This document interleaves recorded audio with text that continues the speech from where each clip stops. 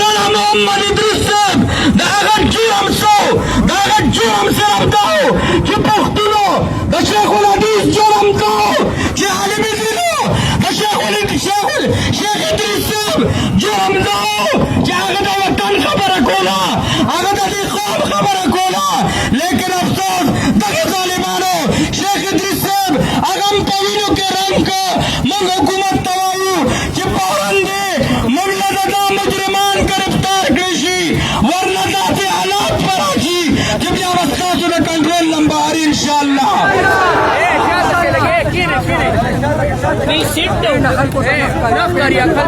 څومره ملګري زموږ دلته دي هغې ټولو خدمت کې درخواست دی چې ښه په تعامل سره کېږي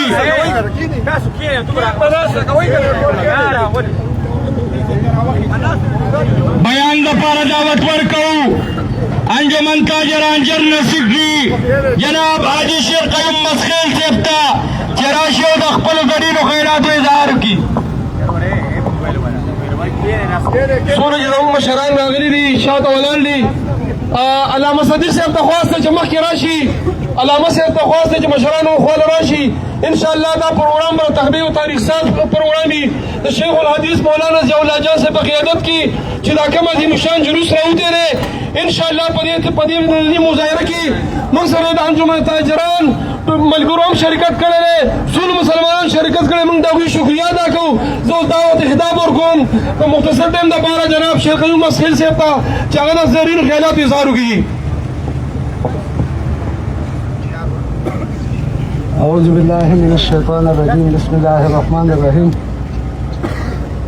د تقریر موقع زما په خپل د رب په ذات مې د قسمې چې نن په ژبه چې کوم دی نو هغه مفلوجه راته ښکاري او د فضات او د مسلمانانو ته چې ګورم او د کائناتو ته غیر چاپېره ګورو نو د هرې ونې پاڼه چې کوم دی نو هغه غمجنه ده هر دکاندار پریشانه دی هر مسلمان بچی پریشانه دی زنانه پریشانه ده نارینه پریشانه دي چې موږ حیران په دې خبره باندې یو چې په داسې وطن کې اوسېږو چې د خپل جرم پته م راته نه لګي چې څوک هم په څه وچلي حیران په دې خبره شو چې په یو ملک حکومت په یو ملک آئین په یو ملک قانون په یو ملک دستور په یو ملک چې کوم دی نو جرم کېږي دغه جرم د مجرم ته د خپل جرم احساس چې چېرې ما دا جرم کړی دی په دې جرم باندې ما ته دا سزا میلاویږي نو د انسان ضمیر مطمئن دی چې یاره ما یو جرم کړی یو نقصان مې کړی دی یا مې د یو کس کړی یا مې د ملک کړی یا مې د قوم کړی دی نو که ما ته سزا میلاو شي نو زه د دې سزا مستحق یم خو د کم پته نه لګي چې زمونږ دغه علما کرام چې دغه زمونږ یو اسره ده دغه زمونږ یو وسیله ده دغه زمونږ یو د ایمان یو جذبه ده د ایمان یو د تربیت یو تربیتګاه زمونږ تربیتګان چې کوم دی نو محفوظ نه ده زمونږ مدرسه محفوظ نه ده زمونږ جومات محفوظ نه دی زمونږ دکان محفوظ نه دی زمونږ اډه محفوظ نه ده زمونږ په خپل کور کې دننه په خپله چاردیوارۍ کې دننه چې کوم دی نو موږ محفوظ نه یو حیران په دغه ټکي یو چې خدای پاکه چېرته لاړ شو د ځمکې د پاسه ستا د اسمان د لاندې ژوند تېرول ډېر زیات په دې معاشره کې چې کوم دی ګران شو او په تېره بیا د داسې علماء کرامو چې د هغه علماء کرامو زه یم وایي د نبي علیه الصلاة والسلام ارشاد دی مفهوم یې داسې دی چې د عالم مرګ د علم مرګ دی زمونږ نه څومره جید علماء کرام ډېر لوی حفاظ ډېر لوی شیوخ ډېر لوی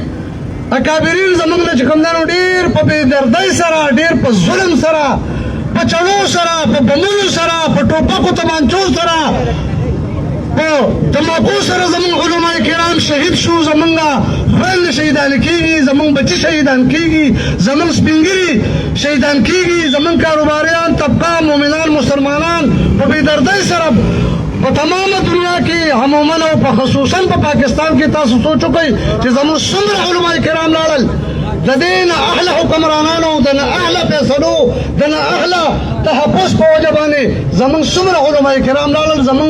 ملاګانې ماتې شولې زموږ ایماني قوتونه چې کوم دی نو زموږ نه سلب کېږي نو عزتمندو نن که موږ نه اوتې یو نو نن ډېر په درد سره موږ همیشه راوځو دې روډونو ته دا سړکونه دکانونه بندو هغه موږ د دنیايي اخراجو مقاصدو دپاره بندو خو نن مقصد زموږ د دې خبرې دا دی چې نن د هر مسلمان کور کې مړی نشته او د هر مسلمان په کور کې جړا ده تاسو لا اله الا الله محمد رسول الله اوس چې زه په کور کې ناست وم او سم دا خبر ماته ملاو شو زما په ذات د خدای قسمي چې زما واړه ماشومان وسي زنانه نارینه ما یې که څوک په کور کې راپرېوت بیا مې هغه ورته وي چې څه چلو شو هغه راته وي شیخ ادریس صاحب شهید شو نو زما وروڼو چې په هر کور کې جړا ده په هر کور کې غوغا ده هر زنانه جاري هر ماشوم جاري هر نوجوان جاري چې آخر زموږ د دې ژوند زموږ د مستقبل انجام دا دی چې زموږ علما کرام چې هغه زموږ ایماني تربیت کوي هغه موږ ته قال الله قال الرسول بیانوي هغه زموږ ایماني تربیت کوي زموږ د زنانو تربیت کوي زموږ د نوجوانانو تربیت کوي موږ ته حق او سچ بیانوي موږ ته دین بیانوي موږ ته قرآن او حدیث بیانوي موږ ته شریعت بیانوي او آیا دا خلک هم محفوظ نه دي نو په دې ژوند باندې بیا لعنت شه په دې زندګۍ په دې ژوند باندې لعنت شه چې په دغه حکمرانانو باندې لعنت شه د دوی په دغه فیصلو باندې لعنت شه دوی چې دا په کومو ایوانونو کې ناست دي دا کلمې او چرچې کوي او دوی ته دا میسج او پیغام ملاویږي چې نن پلانکی عالم شهید شو نن پلانکی شیخ شهید شو او دا دوی د ټسټ نه مسکېږي نه دغه علما کرامو ته تحفظ نه ورکوي زموږ مدارسو ته تحفظ نه ورکوي زموږ ماشومانو ته تحفظ نه ورکوي زموږ عزت محفوظ نه شو زموږ ایمان محفوظ نه شو زموږ کاروبار محفوظ نه شو او آیا په دې معاشره کې ژوند تېرول دا ډېر زیات ګران دي دا نن راوتل د دې خبرې دپاره دي چې مؤمنانو مسلمانانو یو کېږو موږ مؤمنان یو د یو الله جل شانه بندګان یو د حضور پاک صلی الله علیه وسلم امتیان یو د علما کرام چې دا د انبیاء علیه السلام وارثان دي زموږ د قائل نامدار حضرت محمد مصطفی صلی الله علیه وسلم په جای نماز باندې ولاړ دي دا موږ ته چې کوم دی زموږ ایماني تربیت کوي په دغه بنیاد باندې موږ ټول چې د دې علما کرامو څه فیصله وي که په دې کې موږ د خپل سر نه تېرېږو انشاءالله انکار به نه کوو اولنی سر به د اسلام لپاره د دین لپاره د دې علما کرامو لپاره د دې مسلمانانو لپاره که د شیخ علم سر کټ کېږي نو سل پېرې دې کټ شي انشاءالله وروسته کېږم بله د خیره سره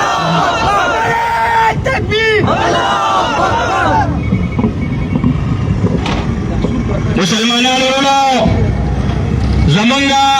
چونکې اچانک او ایمرجنسي په بنیاد باندې دا مظاهره موږ جوړه کړه په مردان کې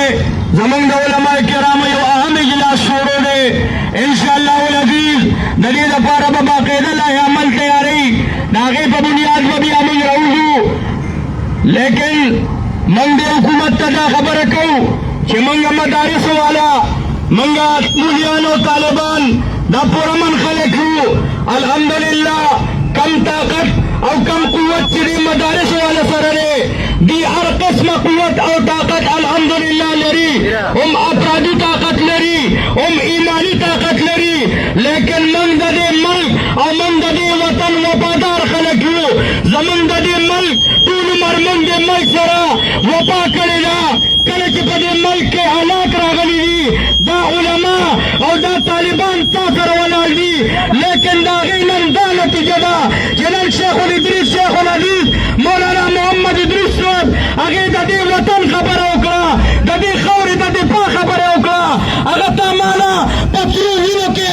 لټ پټ راکړه موږ د دې مظاهرې په وطاقت سره تا ته دا مطالبه کوو چې درې ورځو کې دننه د شیخ ادریس صاحب قاتلان هغې قوم ته مخامخ کا تاسو ته دا مطالبه منظوره ده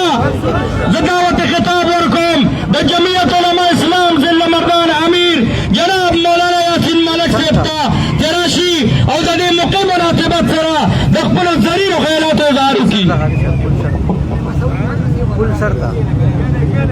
نحمده ونصلي على رسوله الكريم أما بعد فأعوذ بالله من الشيطان الرجيم بسم الله الرحمن الرحيم قال رسول الله صلى الله عليه وسلم موت العالم موت العالم أو كما قال عليه الصلاة والسلام محترم مسلمانان ورونو سرنګ چې تاسو ته معلومه ده چې نن زمونږ استادو دلته کې دا راغونډه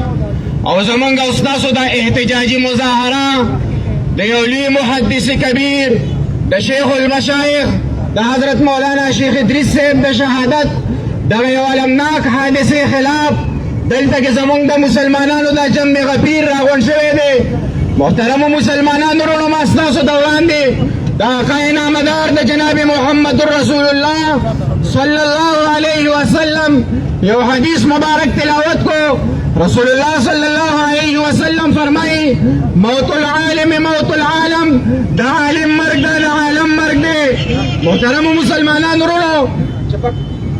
دا چنچې بې ځایه ولاړې دي، لږ دا لرکې ټولې جلسې خوند یې خراب کړی دی.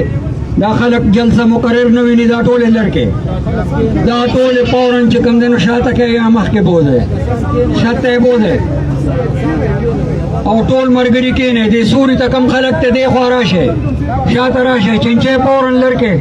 دې سوري ته کم خلک دې قرباني لږه ورکئ، راشئ سړک ته راوړئ. لږ ساعت پس دا ټولې لاړې ټولې وځئ، په دې ته چنچې ټولې وباسئ، ټولې وباسئ، ټولې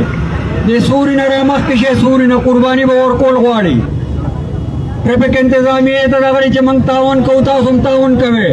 لږ وخت پس به دواړه روډه بندو، تاسو چې کوم دی خپل بندوبست وکړئ. لږ وخت پس به دواړه روډه بندو.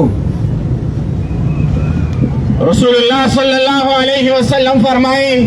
د عالم مرګ دا د عالم مرګ دی. یو روایت کې راغلی دی چې په کومه معاشره کې یو عالم شهید شي، الله رب العزت په هغه علاقه کې 80,000 انسانان دا قتلوي. نو نن چې مونږ او تاسو په دې معاشره کې دا امن نه وینو، محترمو مسلمانانو وروڼو، مونږ او تاسو دې کې علماء کرامو ته امن نه دی ورکړی. که چېرته په کومه معاشره کې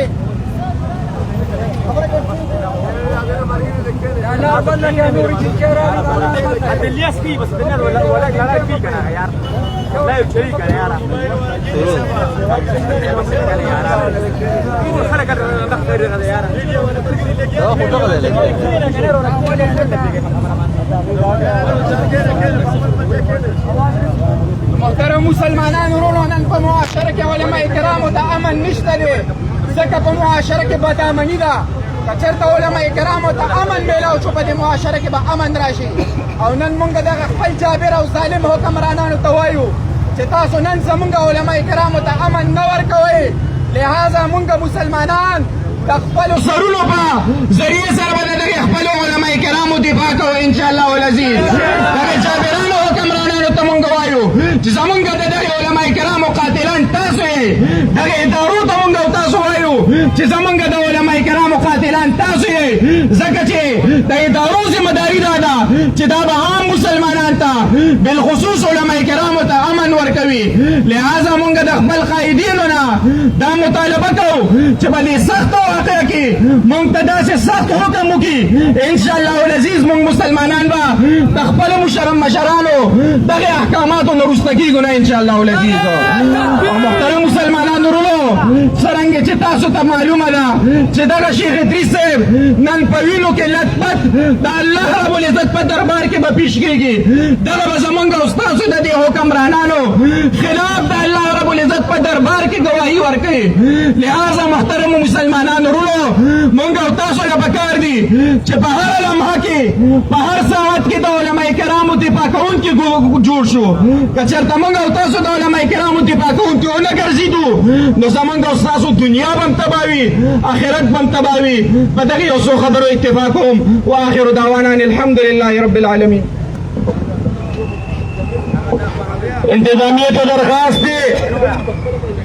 چې دا ګاډو والا دغلته ودرئ انشاءالله العزیز. درنګ ساعت له زمونږ ډېر درانه جلوسونه را روان دي او بیا به دواړه روډونه موږ بندوو. د هغې بندوبست تاسو چې اوس نه وکړئ. موږ سره په دې پروګرام کې ډېر لوی مشران ناست دي، هغې به انشاءالله العزیز د خپلو خیالاتو اظهار کوي. خو موږ به تر آخره پورې به ناست وو انشاءالله. موږ به د ګرمۍ پروا نه کوو، موږ به د لمر پروا نه کوو، موږ به د دې ګرم موسم پروا به نه کوو. زمونږ دپاره زمونږ علماء کرامو خپل ځانونه قربان کړل، د هغې دپاره به انشاءالله العزیز موږ هم خپل سرونه قربانوو انشاءالله. دعوت ورکوم دې پروګرام په دې برخه کې دعوت خطاب ورکوم د دې تخبه یو لوی شخصیت جناب علامه محمد صدیق صاحب ته چې د خپلو زرینو خیالاتو اظهار وکړي. زمونږ د انتظامي ورونو ته خواست دی چونکې دا جلوس ډېر زیات په خپله کنټرول کړي او مخکې د ګاډي نه راپرېږدي. نحمده ونصلي على رسوله الكريم أما بعد فأعوذ بالله من الشيطان الرجيم بسم الله الرحمن الرحيم ولا تقولوا لمن يقتل في سبيل الله أموات بل أحياء ولكن لا تشعرون صدق الله العظيم. قابل قدر محترم علماء کرام حضرات د تختګۍ غیور مسلمانانو مشرانو کشرانو، یقینا چې دلته څوک بیان او تقریر لراځي نو د ډېرې لوی حوصلې خاوند وي او په تاسو کې نن د هر مسلمان زړه تردېدلی دی، د هر مسلمان زړه پرهر دی او دغه زمونږ د اکابر لار ده او زمونږ اکابر په سخت نه سخت حالت کې د خپل مشن دا په خپل وینه سره ژوندی ساتلی دی. خو د دې دا مطلب هم نه دی چې زما ملک کې ادارې به موجودې وي، زما ملک کې به ایجنسیز هم وي، زما ملک کې به د پولیس ډپارټمنټ هم وي، زما د ملک د بجټ غالب حصه به هم په دې باندې لګي او زما عام عوام علما ریفارمرز مصلحین د معاشرې سماجی او سیاسی مشران دا به هم محفوظ نه وي. لہذا من په دې موقع چې احتجاج کوو په دې خبره احتجاج نه کوو چې ګنې تاسو حضرت شیخ الحدیث مولانا محمد ادریس صاحب شهید کو، من په دې خبره باندې احتجاج کوو چې تاسو د خپلو ذمہ دارو احساس په دې ریاست کې ولې نه کوئ. کله چې په دې ملک کې څه ستونزه راشي تاسو ټول عمر ګوته عالم ته نیولې ده، که په دې ملک کې لوډ شیډینګ راشي وای عالم څه کوي، که په دې ملک کې یو بله ستونزه راشي وای عالم په منبر باندې بحث ونه کو، که په دې ملک کې بل مشکل جوړ شي وای عالم د جمعې تقریر ونه کو. دا راته ووایي چې عالم نن په امن باندې خبره وکړي که خپل حفاظت وکړي، که عالم نن په لوډ شیډینګ باندې خبره وکړي که خپل حفاظت وکړي، که عالم نن په مهنګایۍ باندې خبره وکړي که د خپل ژوند حفاظت وکړي، که عالم نن په جمهوریت په دفاع کې بیان ورکوي د هغه ژوند محفوظ نه دی، که عالم نن د دهشتګردۍ مذمت کوي د هغه ژوند محفوظ نه دی او د دې معاشرې دین بیزاره طبقه به راپاسي هغه به بیا په عالم پسې پروپیګنډه کوي. راشه لږ خو تاریخ ولټوه په دې خاوره کې چې تقریبا 15 کاله وشو چې اور بل دی، ما سره حساب کتاب وکړه په دې خاوره د ټولو نه زیاته قرباني د دې ملک د امن دپاره د دې ملک د استحکام دپاره د دهشتګردۍ په مذمت کې د دهشتګردو